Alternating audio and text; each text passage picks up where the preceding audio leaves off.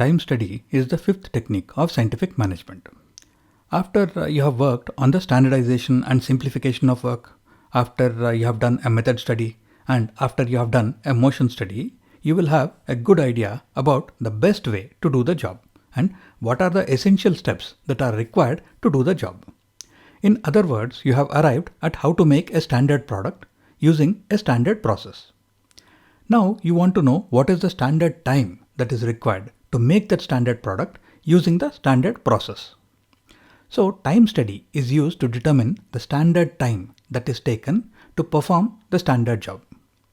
Timing devices like stopwatches are used to measure each part of the task, and several measurements are taken for each part of the task to ensure that any outliers are eliminated.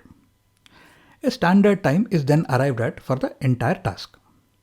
This standard time is quite useful for different calculations, such as to determine the number of workers required to be hired for the factory, to determine the labor costs, and to determine suitable incentives for productivity.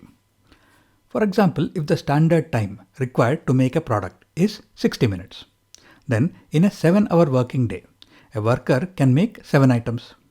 So standard wages are paid to those workers who are making 7 items per day on an average. And productivity incentives are given to those workers who are making more than 7 items per day on an average.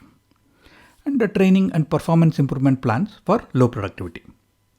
And suppose there is an order for making 1400 items in 5 days.